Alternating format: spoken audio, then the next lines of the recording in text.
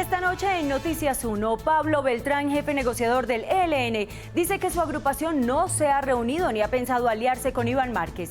El ejército pone la Operación Orión como caso de estudio en su manual de combate urbano, pero no menciona las sanciones por violación a los derechos humanos. Analistas económicos afirman que el país no se derrumbará si se cae la ley de financiamiento. Se anticipa debate en la sala de instrucción donde está el proceso Uribe si este renuncia al Congreso. Casi 1.700 cunas peligrosas para la vida de los bebés están en hogares colombianos. Y en los deportes, Germán Arango.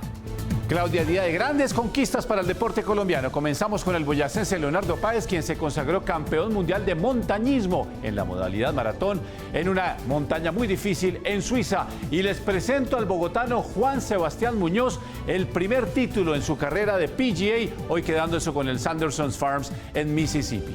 Y Alianza Petrolera nos suelta la punta de la tabla en la liga profesional. Su victoria 1-0 sobre Unión Magdalena deja al equipo de Barranca con 27 puntos. Y esto trae Cristina Hurtado en Toma 1. En Amor y Amistad en exclusiva, el cantante Esteban habla de las presiones y los miedos en la oscuridad del closet y de su paso a la luz y a la libertad.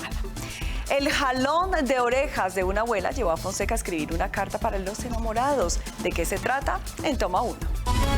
Desde el sistema informativo del Canal 1, este es Noticias 1, emisión central, con Claudia Cano y Germán Arango.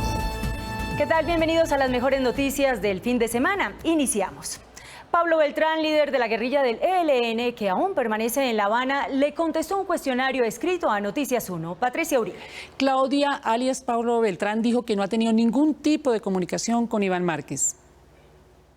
Noticias 1 se comunicó con alias Pablo Beltrán, cuyo nombre de pila es Israel Ramírez Pineda, jefe de la delegación de diálogos del ELN con el anterior gobierno de Juan Manuel Santos. Beltrán, quien todavía se encuentra en La Habana, concedió la entrevista a Noticias 1, que tuvo que enviar las preguntas por escrito y él las contestaba en video. Esto fue el resultado. ¿Ha tenido comunicación telefónica o se ha reunido con Iván Márquez para hablar sobre una alianza FARC-ELN?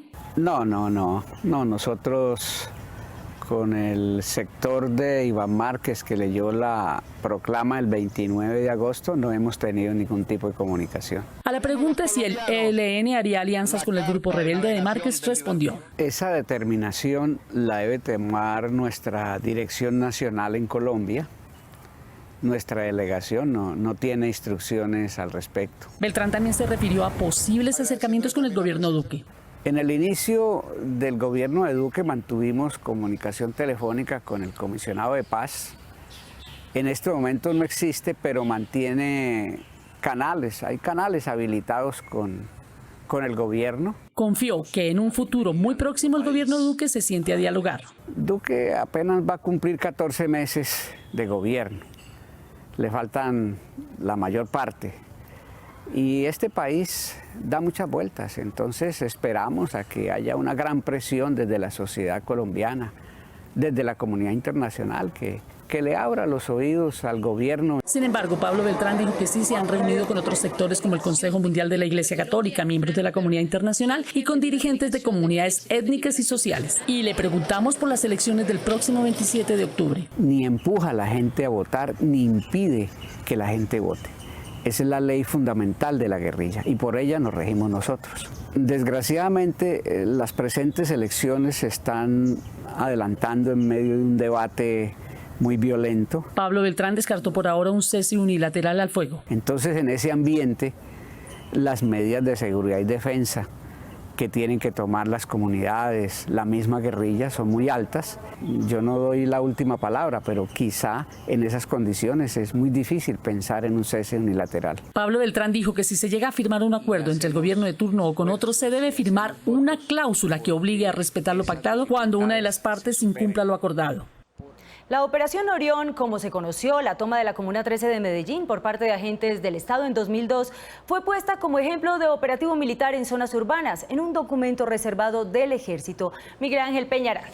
Claudia, el ejemplo no menciona las sanciones internacionales que le impusieron a Colombia cuando se comprobó que los uniformados se aliaron con el bloque Cacique Notivara de los paramilitares. La Operación Orión, como se llamó el operativo gubernamental para retomar el control estatal de las comunas de Medellín en poder de las guerrillas y grupos narcoparamilitares, fue ejecutada por fuerzas especiales del Ejército, la Policía, Fiscalía y el DAS entre el 15 y el 19 de octubre de 2002, hace 17 años, especialmente en la Comuna 13. Según las cifras oficiales, los resultados fueron 9 milicianos muertos, 2 soldados muertos y 299 personas capturadas. Pero según el Centro de Memoria Histórica hubo 88 personas muertas, la detención arbitraria de 370 y la desaparición de 95. El Estado fue condenado por la Corte Interamericana de Derechos Humanos porque violó el derecho a la libertad personal por la detención ilegal y arbitraria de las víctimas. La directora de la Corporación Jurídica Libertad, Adriana Arboleda, que lleva 12 años documentando el hecho, se refirió al caso. Esa operación dejó como resultado en sus primeros 2 días al menos 5 personas desaparecidas que hasta el día de hoy desconocemos su paradero y que posteriormente, pese a que la comuna quedó altamente militarizada, se cometieron cerca de 300 desapariciones forzadas. Sin embargo, en el Manual de Combate Urbano Irregular, conocido por Noticias 1 y que está en los manuales secretos del Ejército codificado como EJC 357, lo menciona como un caso para tener en cuenta. Tenemos el control total de la comuna. El manual, que es guía para los comandantes de unidades, describe las acciones militares durante ese operativo, destaca los aspectos a mejorar y los principios de guerra omitidos, para tener en cuenta en futuras oportunidades de operativos urbanos. Paradójicamente, ninguna parte llama la atención sobre la condena de la CIDH o las investigaciones judiciales que todavía están abiertas. La doctrina que se propone es de utilidad de las unidades del Ejército, las cuales deben estar preparadas para adelantar operaciones en las diferentes áreas urbanas. Diego Fernando Murillo Bejarano ha señalado que la Operación Orión se coordinó en una reunión con empresarios, con políticos de la ciudad. Muchos de ellos, de esos políticos, hoy están con altos cargos en este país. El general Mario Montoya, comandante de la 4ª Brigada a cargo del operativo, ha sido investigado todos estos años por sus actos en Orión y hoy se encuentra sometido a la JEP. Con la presencia de la policía y con la presencia del Ejército apoyando a la policía para que regrese el orden total a la comunidad. Las fuerzas de autodefensa del BCN llegaron a la Comuna 13 como parte de la alianza con la 4ª Brigada del Ejército. Aunque este manual secreto de combate urbano irregular del Ejército, en la parte en que se refiere a la Operación Orión, no menciona las tachas de derechos humanos, en los últimos capítulos sí lo hace, pero en términos generales. El gobierno le pidió perdón a la familia del joven al que la policía secuestró y mató para poner su cadáver frente al de Diana Turbay, pero ni siquiera sabe el nombre de los policías que lo hicieron y las investigaciones de su época concluyeron que su acción era un acto del servicio. Llegaron a hacer un allanamiento allá, gente de civil que realmente no sabía quién era, cómo estaban actuando en ese tiempo. El 25 de enero de 1991, día en que perdió la vida la periodista Diana Turbay tras un frustrado operativo por liberarla de su secuestro, un grupo de hombres fuertemente armados, vestidos de civil con brazaletes de la policía y pertenecientes al Comando Especial Armado, llegaron a una vivienda en la vereda Sabaneta de Copacabana, Antioquia, buscando a alias El Gordo. Lo sacaron de allá de esa casa y nos dimos cuenta ya 3-4 días después qué fue lo que pasó con él, que lo encontraron tirado, que lo tiraron allá en esa manga, en una finca de Copacabana, haciéndolo pasar por secuestrador de la señora Diana Turbay. Tras la muerte de Diana Turbay, la policía aseguró que Germán Eduardo Giraldo fue un secuestrador dado de baja durante el fallido operativo por liberar a la periodista. Qué tristeza que los asesinos de mi hermano sea la propia policía. ¿En manos de quién estamos? ¿En manos de quién estamos? ¿Y en manos de quién seguimos? Yo sí quisiera de que hubieran responsables y que dieran cara. Aunque miembros de la policía asesinaron a Germán Giraldo con 2 disparos en la cabeza y uno en el tórax, la Procuraduría absolvió a los uniformados considerando que sus actos fueron propios del servicio y no se surgió ningún otro procedimiento judicial. Hasta el momento no se ha presentado ninguna sanción penal ni disciplinaria en contra de los actores materiales. 28 años después del falso positivo de la policía con Germán Giraldo, la familia lo único que ha conseguido es que el Estado reconozca su responsabilidad en la ejecución extrajudicial. Reconozco hoy la responsabilidad internacional del Estado colombiano por haber lesionado el derecho a la protección, a la honra y a la dignidad reconocido en el artículo 11 de la Convención Americana sobre Derechos Humanos. En favor del señor Germán Eduardo Giraldo Agudelo. El proceso contra el Comando Especial Armado será reabierto para hallar a los policías responsables del falso positivo. La ley de financiamiento está tambaleando en la Corte Constitucional, por eso le preguntamos a los expertos sobre el impacto de su caída. Juliana Ramírez. Claudia, según ellos, las empresas que planearon sus inversiones se verían afectadas, pero el impacto sobre la economía no será del nivel catastrófico, como lo han planteado gremios como la ANDI. Dicen aquí que estamos precipitándolos a aprobar cosas ilegales. Por forma y no por fondo, la ley de financiamiento del gobierno Duque podría caerse el próximo 16 de octubre, cuando la Corte Constitucional determine si hubo o no violación del principio de publicidad, como lo asegura una de las 21 demandas que recibió. Pues según el argumento, los congresistas habrían pupitreado el proyecto en el último debate de Cámara de Representantes sin hacer la publicación en la Gaceta Oficial del Congreso. Yo creo que puede afectar seriamente a las empresas que planearon su horizonte de inversiones sobre la base de las reglas de juego de la ley de financiamiento. En juego no solo está un recaudo de 7,5 billones de pesos, sino exenciones para los empresarios por 11,8 billones de pesos.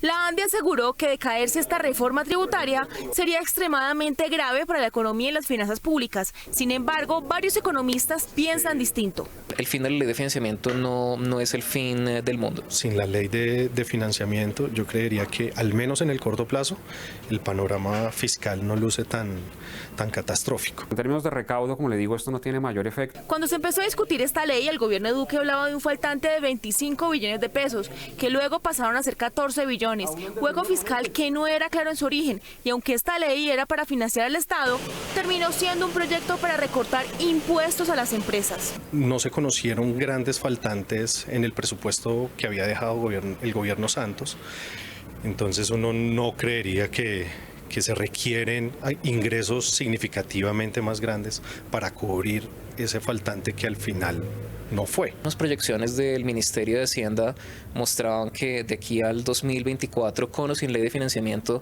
más o menos el nivel de crecimiento económico anual que ellos esperaban era de un 4%. Durante los últimos 20 años, Colombia ha tenido en promedio una reforma tributaria cada año y medio. Para los analistas, se debe pensar en un sistema tributario a largo plazo, que cuente con un verdadero consenso de la ciudadanía antes de hacer reformas apresuradas que terminen en riesgos por procedimientos legislativos básicos.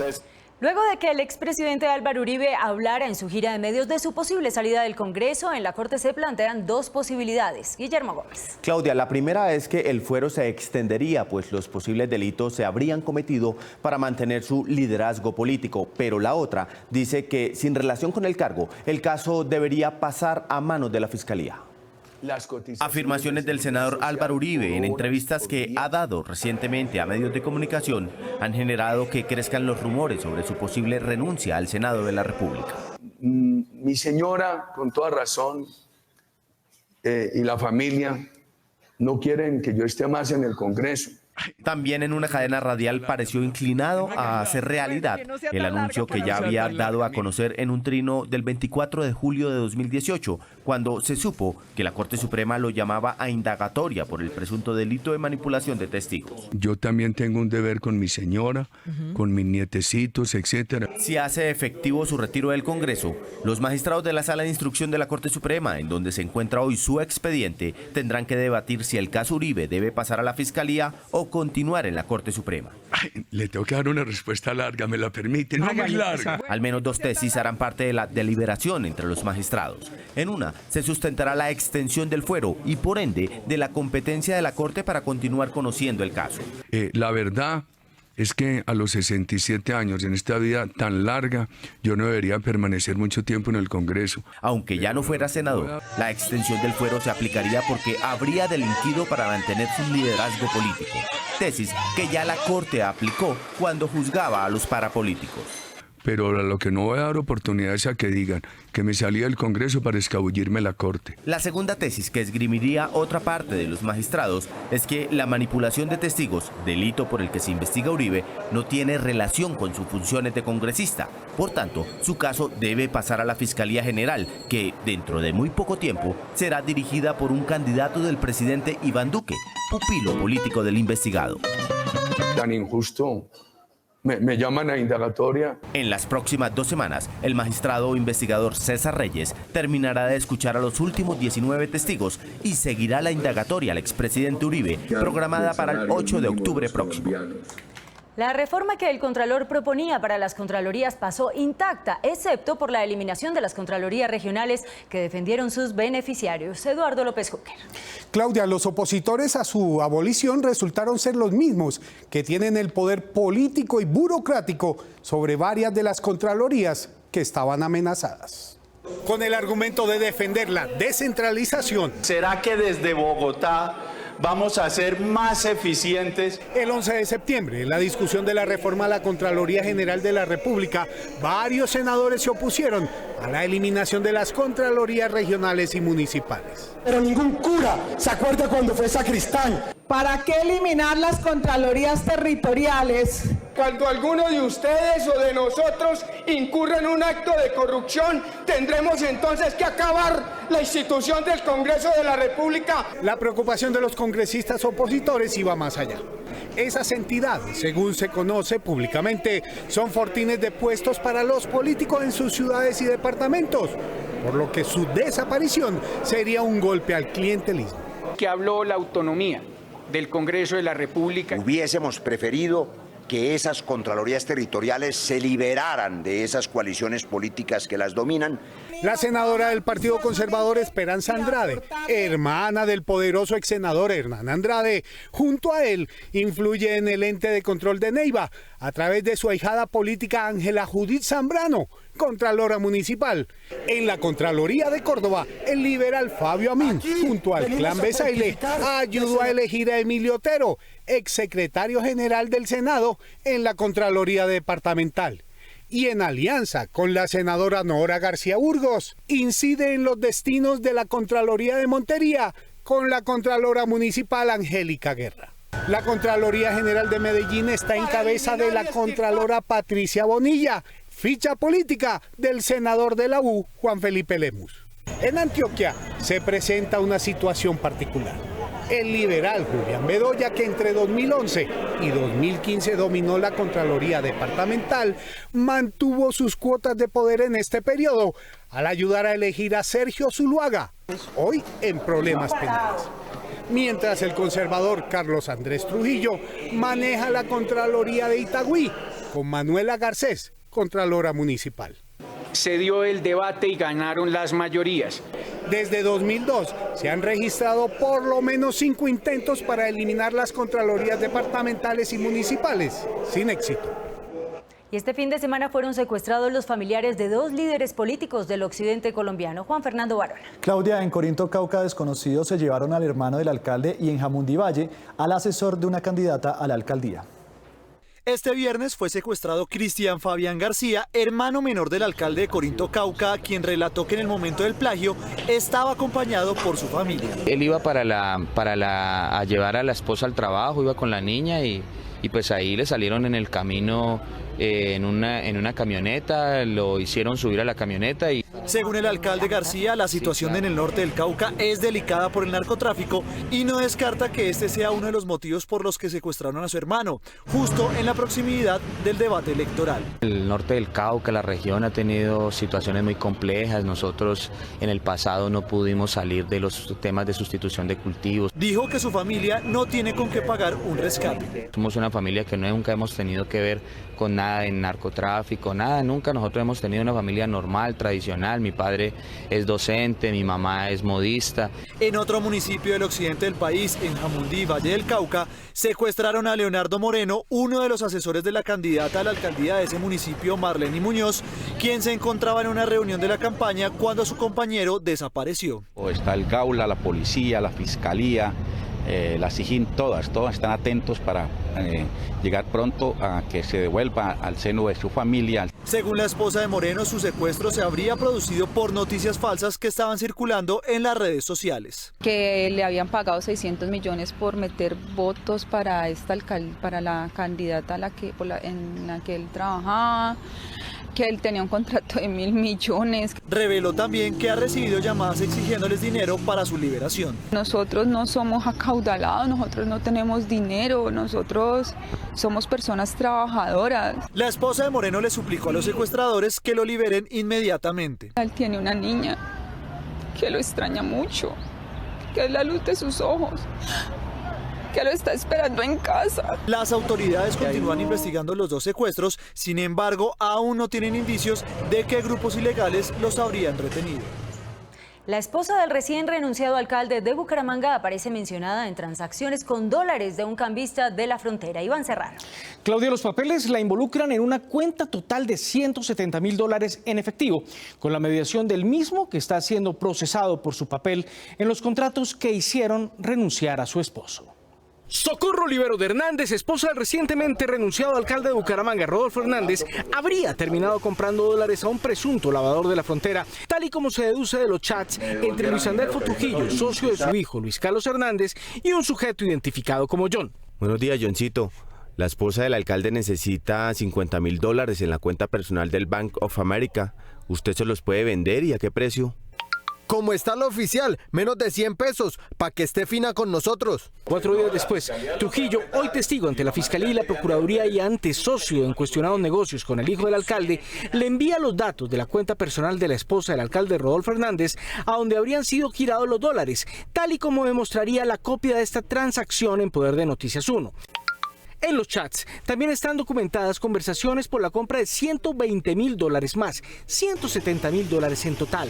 En abril de este año, Trujillo concedió una exclusiva entrevista a Noticias 1. Trujillo reveló cómo se firmó el contrato de corretaje con el que el hijo de Rodolfo Hernández esperaba ganarse una comisión cercana a los $6 millones, producto de un contrato de basuras en la administración de su padre. Ella dijo que tenía que aparecer el hijo en notariado ahí. Yo me miré con Carlos Gutiérrez y le dije, pues, si quieren aparecer, pues que aparezcan. Trujillo aseguró que la esposa del alcalde tenía pleno conocimiento de los negocios de su hijo, pero cuando se le preguntó por los dólares, no quiso referirse al respecto. Noticias 1 contactó a Socorro Oliveros, esposa del exalcalde Hernández, pero no obtuvo respuesta. Los chats entre Trujillo y el presunto lavador relatan un amplio tipo de negocios, desde la compra de lingotes de oro, finca raíz y venta de divisas a precio muy por debajo del cambio oficial. En la primera página, en la transcripción de los mensajes, John Cabezón le manifiesta a Trujillo su molestia con un tercero, ajeno a la familia Hernández, con el que tienen negocios, utilizando expresiones que dejan mucho que pensar. Malparido, ¿verá que quiere que lo mande a amarrar para que sea serio? Le secuestramos primero a la mujer para que no sea hijo de puta. Los mensajes hacen parte de actuales procesos penales. Y Colombia quedó en el puesto 43 en el índice global de propiedad intelectual, lo que indican los indicadores. La Organización Mundial de Propiedad Intelectual publicó hoy su Global Innovation Index, que rankea en primer lugar a Estados Unidos y en el 129 a Yemen. A Colombia le correspondió el lugar número 43 entre Turquía y Tailandia.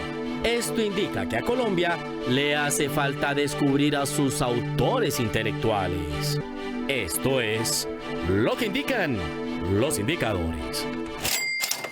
El periódico de los estudiantes de la Universidad de Tilburg en Holanda también se preguntó cómo hacía el hoy ministro Malagón para hacer sus tesis de maestría y doctoral y al tiempo trabajar para el gremio bancario de Colombia. Él respondió que lo hacía en la playa.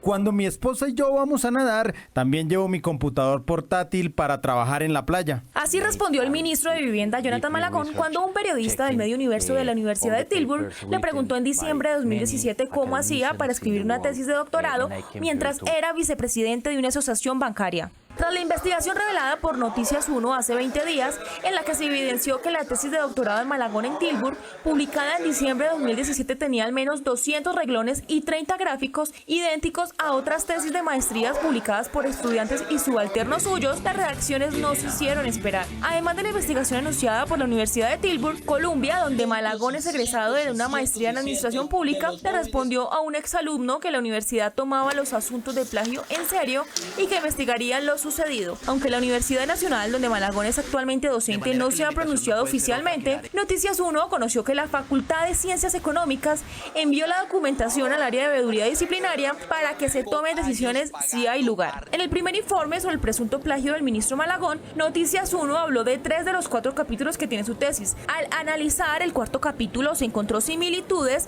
de modelos y resultados idénticos a las tesis del estudiante de maestría de los Andes, Juan Sebastián Betancourt. A diferencia de los otros capítulos, aquí Malagón asegura que este es basado en un escrito que hizo con Betancourt y José Antonio Ocampo, codirector del Banco de la República, que de hecho también fue su evaluador de tesis en Tilburg. Al consultar a Ocampo aseguró que aunque la tesis de Betancourt se publicó en enero de 2015, cuando Malagón llevaba un mes en su doctorado, esta fue un subproducto de una investigación conjunta de los 3 mucho más amplia. Soy el economista más citado de Colombia en el mundo académico. Fui ministro de Agricultura, de Hacienda, director del DNP, secretario ejecutivo de la CEPAL y subsecretario general de la ONU.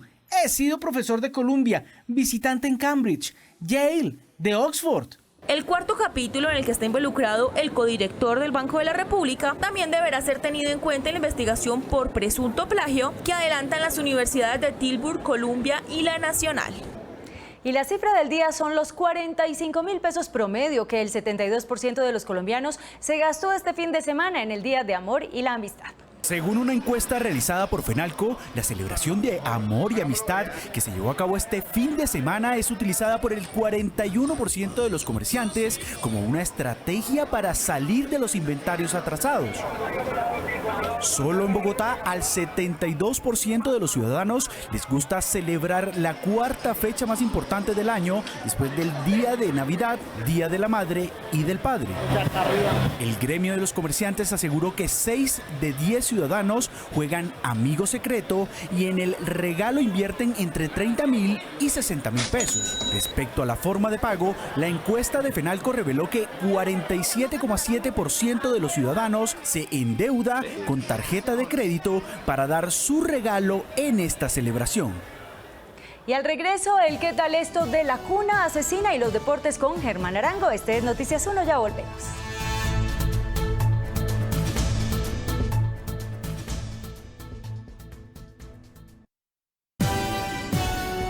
Y una jueza argentina llamó a juicio a Cristina Kirchner como derivado de las investigaciones judiciales que arrancaron con el llamado cuaderno de los sobornos y tuvieron su clímax con el descubrimiento de un depósito de dólares en efectivo en sus propiedades. En plena campaña electoral para elegir presidente, un juez federal en Argentina ordenó juicio contra la expresidenta Cristina Fernández de Kirchner y actual senadora y otros diputados por las acusaciones de una red de sobornos en proyectos de construcción pública conocida como la causa de los cuadernos. Como generó riqueza para Argentina. La investigación sobre la causa de los cuadernos inició en agosto de 2018 cuando un conductor cercano a la Casa Rosada entregó datos minuciosos de viajes con bolsas de dinero que hacían secretarios, ministros y poderosos empresarios y en varias ocasiones Cristina y Néstor Kirchner. No se puede mirarlo sin parpadear. Como parte de esa investigación, Julio De Vido, quien sirvió durante 12 años como ministro de Planificación del gobierno de Cristina Fernández por el partido Unión Ciudadana,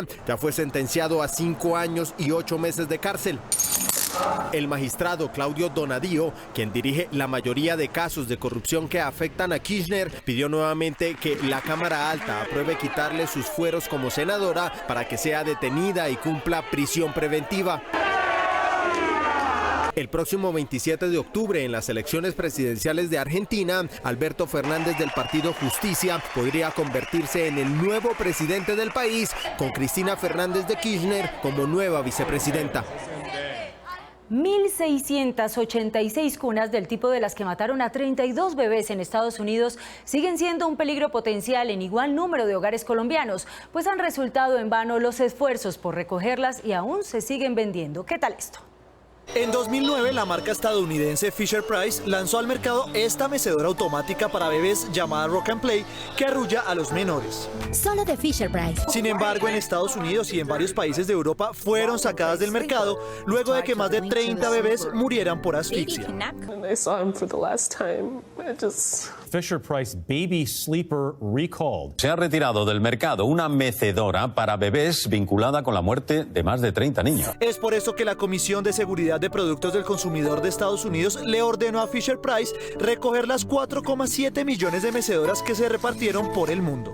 Mattel Colombia le dice a la superintendencia que hay un total de 1.689 mecedoras afectadas. El 17 de abril de este año, la Superintendencia de Industria y Comercio le ordenó a Mattel Colombia S.A., distribuidor de Fisher-Price en el país, que hiciera una campaña para la retoma de las 1.689 mecedoras. Sin embargo, han pasado 5 meses y la compañía no ha cumplido. Se nos puso en conocimiento que únicamente se habían retomado 3 mecedoras de las 1.689. Además, la superintendencia evidenció que Mattel Colombia les puso condiciones a los compradores para la devolución de las mecedoras. Se le da un plazo máximo hasta el 25 de mayo de 2019 para que se acercara para que se le cambiara el producto.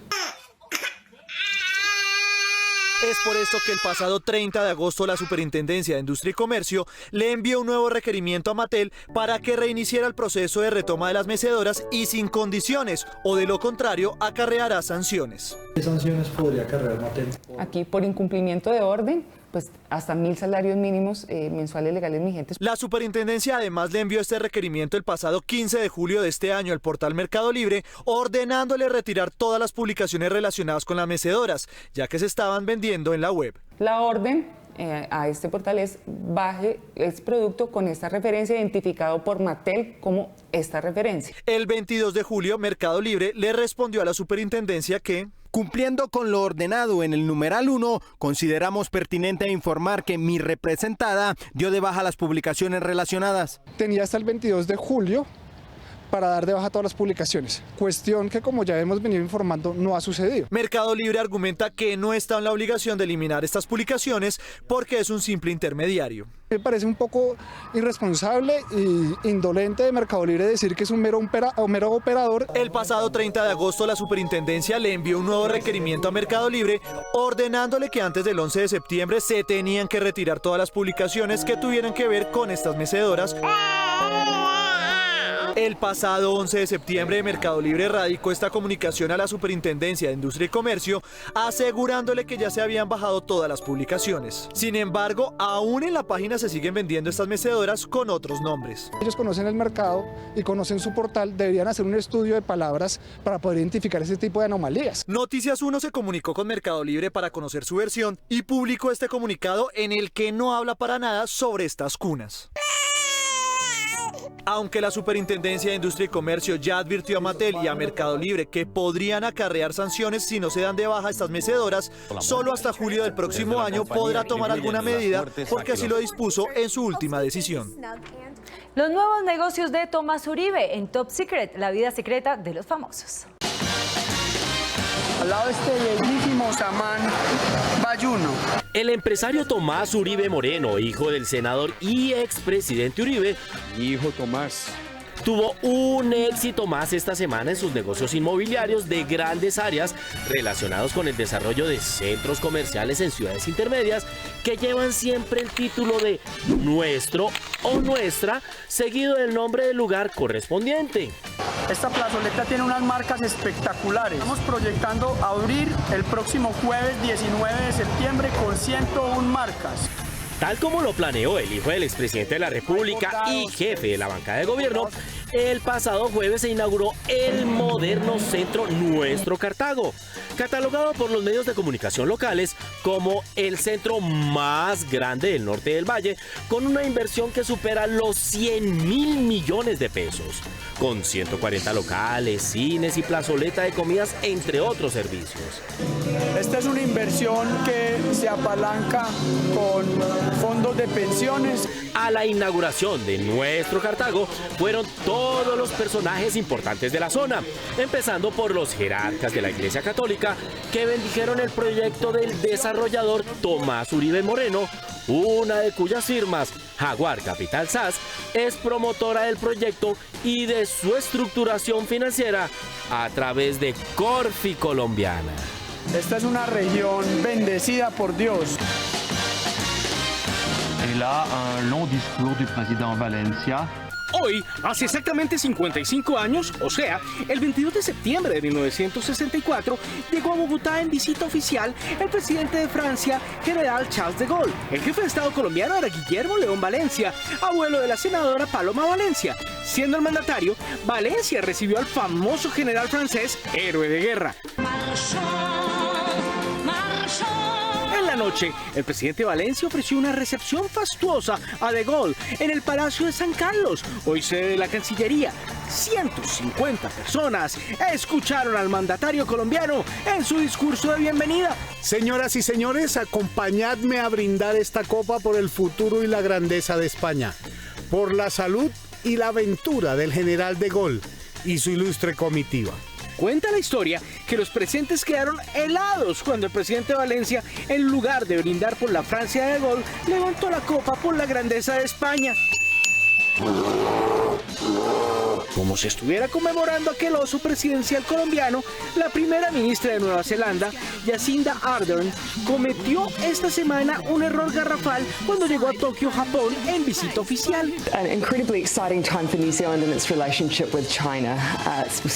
With Japan. La equivocación obviamente involuntaria de la política neozelandesa es una ofensa para Japón, el país anfitrión, pero aunque no lo haya hecho con mala intención, es una torpeza imperdonable en quien tiene tan alto cargo de representación de otro estado, tal como sucedió en Colombia en 1964, con la mención de España ante De Gaulle en lugar de su patria, Francia. Estén pendientes, volveremos con más confidenciales detalles en Top Secret. Nosotros nos vemos también el próximo sábado con las mejores noticias del fin de semana. Recuerden comentarlas a través de nuestras redes sociales. A ustedes, gracias por elegir la independencia.